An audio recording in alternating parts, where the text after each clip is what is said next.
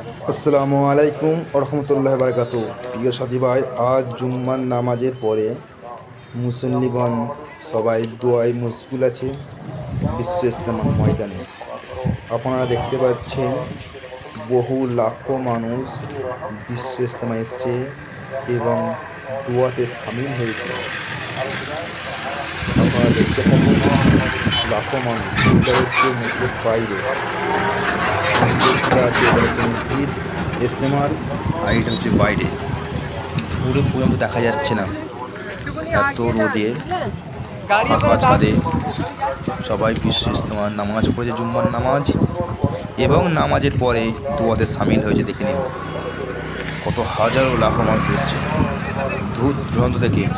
শুধু পশ্চিমবঙ্গ নয়, পশ্চিমবঙ্গের বাইরে থেকেও বহু মানুষ এসছে। আপনারা দেখে নিন এই বিশ্ব ইজতেমার নাজারাটা। এখনও যারা আসেনি বিশ্ব ইজতেমায়, তারা আসুন এবং বিশ্ব ইজতেমায় সামিল হন। এখনও দুটি জুম্মা এখনও পাওয়া যাবে বিশ্ব ইজতেমায় নামাজ পড়ার জন্য। প্রতি জুম্মায়, যত জুম্মা শেষের দিকে আসছে তত জুম্মায় মানুষের ভিড় আরও বেড়ে যাচ্ছে। আপনারা দেখতে থাকুন, এত পরিমাণ মানুষ এসছে।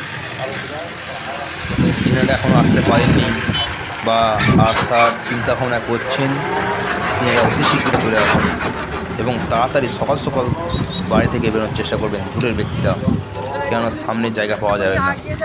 এই রাস্তা এখন ফাঁকা আছে, যখন এই দোয়া শেষ হবে তখন রাস্তা পুরো ভরে যাবে।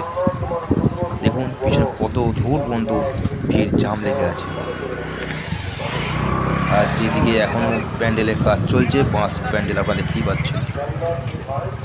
যে সাথী ভাই, আমরা আসছি, আমরা সেই সালামতের সঙ্গে আসবো এবং সেই সালামতের বাড়ি ফিরে যাবো ইনশাল্লাহ। এই রাস্তা হচ্ছে মেন রোড, আমাদের 17-18 রোড।